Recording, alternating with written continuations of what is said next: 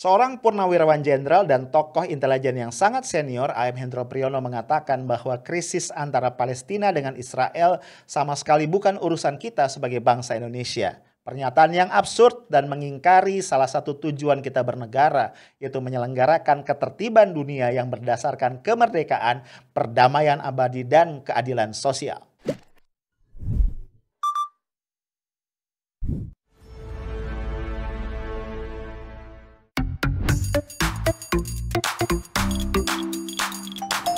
Halo guys, ketemu lagi kita malam ini di highlight edisi Rabu 19 Mei 2021 ya. Namanya highlight, tempat kita santai ngobrol-ngobrol ya. Semangat dong ya. Kemarin kan udah lama tuh, 4 hari paling nggak libur lebaran. Sekarang kita lari lagi mengejar target-target yang harus kita capai, prestasi-prestasi yang harus kita raih ya.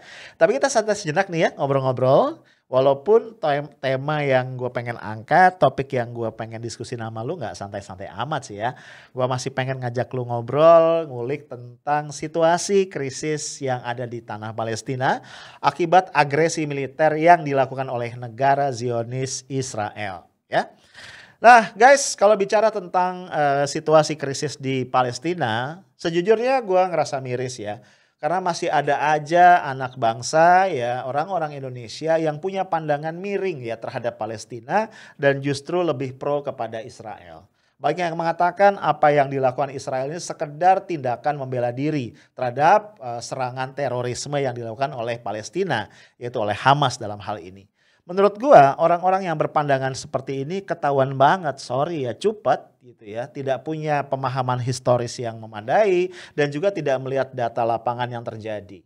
Apalagi kalau sampai mengatakan kenapa ya Hamas tetap menyerang Israel kalau tahu akibatnya akan ada serangan balik terhadap warga sipil Palestina. Nah, kita jangan lupa ya bahwa kejadian hari ini adalah kelanjutan dari kejadian-kejadian sebelumnya puluhan tahun yang lalu di mana tanah Palestina secara perlahan tapi pasti dirampas oleh Israel, oleh Zionis Israel, dan kemudian mereka mendirikan negara di situ. Artinya apa yang terjadi hari ini tidak bisa kita lepaskan dari konteks itu.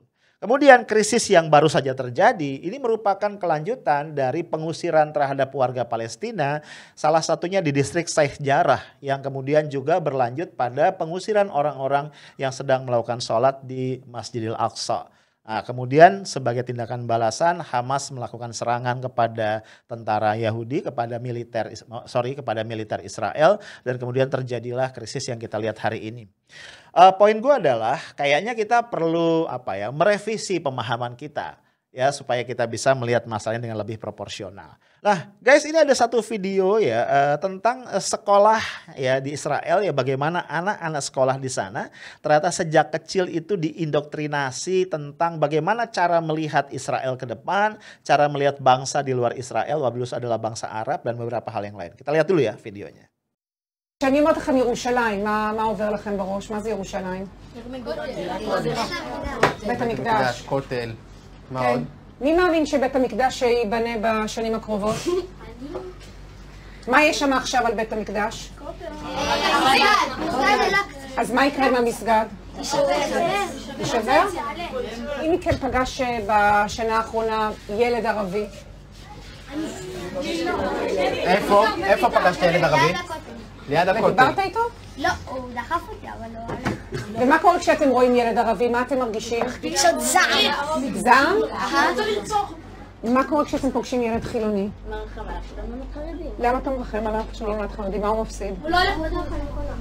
כשאתם חושבים על ירושלים בעוד 10 שנים, כולם חרדים? לא כולם חרדים. ערבים חלק חרדים. כולם יהודים, ויש גם ערבים שהם עבדים. תהיה משיח, הבנתי, כן, מה אתה אומר? שמלחמה כל הערבים ימותו, וחלק מהם יהיו עבדים. Kalau perhatiin itu dahsyat ya. Gimana anak-anak itu sudah punya keyakinan bahwa The Holy Temple itu akan didirikan di atas reruntuhan Masjidil Aqsa. Luar biasa, radikal sekali. Anak-anak juga memandang orang Arab ya, orang non-Yahudi itu sebagai bangsa yang layak untuk diperbudak. Ya, lu bayangin ya, anak kecil itu sudah diindoktrinasi sedemikian rupa. Jadi no wonder ketika mereka berangkat dewasa, jadi orang Israel yang dewasa gitu ya. Kemudian mereka berhadapan dengan bangsa Arab, dalamnya adalah bangsa Palestina. Maka mereka akan menjadi sangat agresif dan punya mentalitas untuk menyerang ya. Nah, tapi di sisi yang lain kita lihat orang-orang Palestina pun kemudian ditempa oleh keadaan yang sedemikian berat ini tumbuh menjadi satu orang-orang yang sangat tangguh bahkan sejak mereka kecil. Nah, ini ada satu video lain tentang anak Palestina ya. Bagaimana anak kecil ini menyikapi rumahnya yang ternyata hancur lebur karena rudal atau karena roketnya Israel. Kita lihat. كيف حالك يا عمو؟ وين كنت انت لما قصفوا؟ بالدار. ايش صار معك؟ اجى عنا بومبينج وكسروا الشبابيك وكل الشبابيك وما ضلش حاجة. وش عملت انت؟ وانا خفت عشان صغيرة. وكمان والمطبخ هاي كمان المطبخ كمان هو كمان اتكسر الشبابيك اللي بالمطبخ وكل الشبابيك اتكسروا. نضل لنا حاجة ممكن نجيب الزلمة عشان يجي اللي يبني لنا. To be honest ya, waktu ngeliat video itu gue geleng-geleng kepala ya, gue takjub, gue salut gitu. Gimana seorang anak kecil ya bisa mencerna peristiwa yang sangat mencekam itu dengan normal, dengan biasa. Dan menganggapnya sebagai hal yang lazim terjadi dan dia dengan tenang mengatakan rumah kami sepenuhnya hancur, gak ada yang tersisa. Tapi nanti kita panggil orang untuk membangunnya kembali. Gue pas lihat, gila, luar biasa. Ya gue ngebayangin ya. Kalau kita nih, gue lah atau anak-anak kita gitu ya menghadapi situasi seperti itu kayak apa ya. Nah ini juga ada lagi satu video lain yang sempat viral kemarin ya. Seorang pemudi, seorang anak muda Palestina yang diketahui merupakan anggota dari Orkestra Pemuda Palestina. Dia juga terkenal sebagai seorang aktivis sosial yang menentang penggusuran yang tidak beradab terhadap pemukiman Palestina yang dilakukan oleh tentara Israel. Dia ditangkap oleh tentara Israel dan kemudian melakukan perlawanan dengan tegar. Momen di mana dia tersenyum kepada para tentara yang menangkapnya dan kemudian bahkan berargumentasi kepada mereka. Ini viral betul dan menunjukkan perlawanan dan ketangguhan dari bangsa Palestina. What did I do? Just defending a girl who was being beaten? That's why I'm arrested now? Defending people that are going to be kicked out of their houses? How do you feel? No, I know that you're a human and maybe you have a family, you have kids. Do you want your kids to grow up and to grow old defending the wrong side? Defending the oppressors? This is what you wanted to be when you were young, when you were a child, to be in the wrong side. This is what you wanted. When you were a child dreaming to grow up and having big dreams, this is what you wanted? To be in the side of oppressors? Nah, guys, yang menarik adalah isu krisis di Palestina ya, kezaliman dan kesewenang-wenangan tentara Israel di situ, ini sudah menjadi isu yang menarik perhatian dunia. Ya, ini gua capture satu halaman surat kabar ya, rupanya masih ada surat kabar cetak ya. Yang dia mencoba merangkum suara-suara dukungan dari sejumlah selebritis dunia ya. Jadi kalau lihat di situ ada aktris, ada aktor ya kan, ada olahragawan, ada juga sejumlah profesi yang lain. Nah, di sini kita harus sadar ya. Orang tidak perlu menjadi muslim untuk memahami bahwa apa yang terjadi di Palestina adalah sebuah penjajahan, sebuah agresi, dan sebuah tragedi kemanusiaan. Orang cukup menjadi seorang manusia yang beradab dan masih memiliki hati nurani, maka dia otomatis akan tergerak untuk setidaknya menyuarakan kecamannya atas apa yang dilakukan oleh para agresor Israel. Dan kemudian juga membantu dengan adanya upaya yang bisa dia lakukan. Nah, itu yang terjadi. Sehingga kemudian bro, kita bisa paham ya, kalau para netizen itu naik pitam ya, marah luar biasa karena media sosial seperti Facebook ya, Instagram itu ternyata membatasi postingan konten-konten yang menyangkut kondisi di Palestina, termasuk postingan yang menyangkut dampak ya dari serangan atau agresi Israel ke situ. Dan luar biasa ya. Para netizen ini kan memang netizen itu maha benar ya. Netizen yang marah itu memang dahsyat, nggak bisa dibendung. Mereka kemudian mendowngrade ya Facebook, mendowngrade Instagram dengan berbagai cara, dengan memberikan skor yang rendah dan segala macam, sehingga kemudian rating, lo lihat nih ya, rating dari Facebook, rating dari Instagram yang biasanya itu tinggi betul ya dalam skala 5 ini anjlok. Bahkan ini Facebook terakhir gue cek cuma 2,6 dalam skala 5, ini luar biasa. Dan kalau kita lihat di berita ini Facebook sampai terpaksa, ya gue rasa ini terpaksa minta maaf dan berjanji untuk memulihkan kembali tadi postingan-postingan terkait Palestina yang sebelumnya di-ban oleh mereka.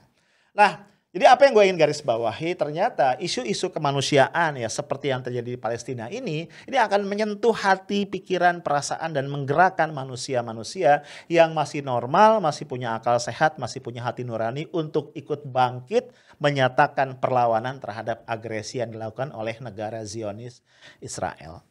Nah, bro, yang bikin gue miris justru adalah kondisi di dalam negeri. Ya, ketika secara global ya orang dari berbagai profesi, latar belakang, bangsa dan agama bersatu padu ya bahu-membahu untuk menyatakan kecapan mereka terhadap Israel dan dukungan mereka terhadap Palestina, justru di dalam negeri ada hal yang sebaliknya. Ini terus terang gua kaget pas baca ya. Salah satu jenderal purnawirawan yang sangat senior ya, yang sekarang juga menjadi satu-satunya kalau gua nggak salah profesor di bidang filsafat intelijen yang menjadi guru besar di Universitas Pertahanan, yaitu A.M. Hendro Priyono, mengatakan dalam sebuah kesempatan bahwa krisis atau konflik Palestina-Israel itu bukan urusan Indonesia.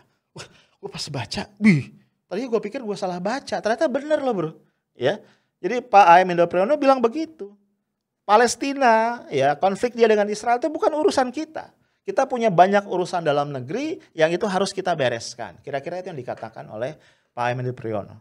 Ya, detailnya bahkan beliau mengatakan begini, kan nggak ada di antara kita, katanya di antara kalian, di antara masyarakat ini yang kenal ya sama Mahmud Abbas, yang kenal dengan Ismail Haniyah, yang kenal sama katakan Benyamin Netanyahu dan segala macam.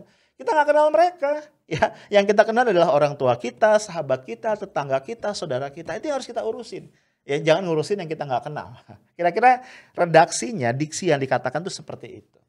Sejujurnya ya, dari seorang sekaliber A.M. Hendro Priyono, gue mendengar statement seperti itu, gue kaget betul. Ya. Kok bisa? Kenapa? Karena ini bukan statement negarawan. Yang tambah membuat gue kecewa lagi adalah kemudian Pak A.M. Hendro Priyono mengait-ngaitkan kepedulian sebagian dari anak bangsa kita, sebagian dari rakyat Indonesia terhadap apa yang terjadi di Palestina dengan khilafah. Ya, lu bayangin aja, seolah-olah secara implisit ingin dikatakan mereka yang ikut berjuang, mendukung, menyatakan supportnya terhadap Palestina adalah orang-orang yang punya ideologi khilafah. Ini kan mencari-cari gitu ya. Ya, di pertemuan itu Hendro Priyono mengatakan kalau saya dibully lah, katakan begitu ya, karena saya membela falsafah negara kita, maka yuk mari merapat kepada saya dan sama-sama kita lawan ideologi khilafah. Ini yang gua bingung ya. Ini konteksnya jadi campur aduk ya. Karena menurut gua nggak ada hubungan gitu ya. Tadi gua katakan, seseorang tidak perlu menjadi muslim ya, apalagi urusannya sama khilafah, nggak ada. Seorang tidak perlu menjadi muslim untuk bisa paham, untuk bisa merasakan dan kemudian terlibat secara emosional dan secara rasional dalam pembelaan terhadap nasib rakyat Palestina, terhadap saudara-saudara kita di Palestina. Nah, persoalan yang lebih serius menurut gua, sikap yang dilontarkan oleh A.M. Hendro Priyono ini jelas adalah sikap yang ahistoris, ya. Jadi untuk level seorang guru besar intelijen punya sikap ahistoris menurut gue itu sangat disayangkan. Ya. Kenapa gue bilang begitu? Sebelumnya kita bahas ya dalam podcast gue sebelumnya bahwa Palestina walaupun belum menjadi negara adalah satu entitas ya yang sejak awal mendukung kemerdekaan Indonesia. Coba lu bayangin, seandainya Palestina waktu itu berpikir, gue gak kenal Indonesia, gak ada urusan sama Indonesia, mereka tidak akan mendukung kita.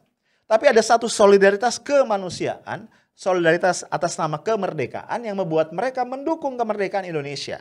Ya, bahkan gue udah pernah cerita ya, mufti besar Palestina itu mengeluarkan fatwa dukungan kepada kemerdekaan Indonesia. Kemudian juga ada saudagar besar ya, seorang konglomerat Palestina waktu itu yang juga menyumbangkan hartanya untuk mendukung kemerdekaan Indonesia, perjuangan kemerdekaan Indonesia. Jadi sikap Hendro Priyono yang mengatakan Palestina bukan urusan Indonesia adalah sikap yang ahistoris. Yang kedua menurut gua, ini juga jauh lebih serius lagi, sikap tadi jelas ya mengingkari konstitusi negara kesatuan Republik Indonesia. Jadi kalau betul Pak A.M. Hendro Priyono adalah seorang yang nasionalis, seorang yang membela NKRI, harusnya punya sikap yang sejalan dengan konstitusi. Ya, kalau kita kembali kepada konstitusi kita, di pembukaan Undang-Undang Dasar dikatakan bahwa kemerdekaan itu adalah hak segala bangsa. Karena itu penjajahan di atas dunia harus dihapuskan karena tidak sesuai dengan peri kemanusiaan dan peri keadilan. Artinya apa? Kita terlibat harusnya dalam upaya-upaya bangsa lain, negara lain untuk merdeka. Ya, apalagi kalau kita tahu dari seluruh negara yang diundang ke Konferensi Asia Afrika di Bandung tahun 1955, tinggal Palestina yang sampai saat ini belum mendapatkan kemerdekaan dan kedaulatannya. Belum lagi kalau kita lihat dalam tujuan bernegara, ya, tugas pemerintah mewujudkan misi atau tujuan bernegara. Yang keempat adalah mewujudkan ketertiban dunia. Ya, apa yang dilakukan oleh agresor Israel jelas melanggar ketertiban dunia, melanggar hukum internasional, melanggar hak-hak asasi manusia. Jadi kalau seorang Profesor A.M. Hendro Priyono mengatakan itu bukan urusan kita, dahsyat luar biasa. Lebih jauh lagi kalau kita lihat ya, sikap yang disuarakan oleh A.M. Hendro Priyono itu juga bertentangan dengan tujuan bernegara, khususnya tujuan yang keempat, ya, yaitu apa? Mewujudkan ketertiban dunia yang berdasarkan kemerdekaan, perdamaian abadi dan keadilan sosial, ya. Jadi konstitusi mengamanahkan bahwa kita tidak boleh tinggal diam ketika ada tindakan-tindakan agresif dari satu negara atau bangsa terhadap bangsa lain yang merusak ketertiban dunia sebagaimana yang dilakukan oleh negara Israel terhadap bangsa Palestina. Ya, jadi gua terus terang ya gagal paham ya kenapa sampai ada statement itu. Dari situ akhirnya kita disadarkan ya, ada satu hadis Rasulullah SAW ya, ucapan dari the Prophet Muhammad yang sangat terkenal ya. Beliau mengatakan, lihatlah apa yang dikatakan atau apa yang diucapkan, message yang disampaikan, dan jangan lihat siapa yang menyampaikan. Boleh saja yang menyampaikan atau mengatakan pendapat ini adalah seorang profesor di bidang filsafat intelijen, ya, seorang purnawirawan militer yang sangat terhormat, tapi sayang sekali ini isi yang disampaikannya sama sekali tidak bisa kita terima. Karena tadi bertentangan dengan cita-cita bernegara kita, bertentangan dengan tugas yang diberikan konstitusi kepada kita. Nah, satu lagi gue ingin mengingatkan ya, mungkin Pak A.M. Hendro Priyono yang sangat gue hormati perlu kembali membaca statement yang tegas sekali dari founding parents kita, Bung Karno, yang mengatakan begini. Selama kemerdekaan bangsa Palestina belum diserahkan kepada orang-orang Palestina, maka selama itulah bangsa Indonesia berdiri menantang penjajahan Israel. Ini ucapan Presiden Soekarno pada tahun 1962. Jadi artinya Pak A.M. Hendro Priyono, punten mohon maaf dengan segala hormat, urusan Palestina adalah urusan kita sebagai bangsa. Urusan Palestina adalah urusan juga bagi orang Indonesia. Itu aja dari gua, stay tough, smart and professional. Assalamualaikum warahmatullahi wabarakatuh.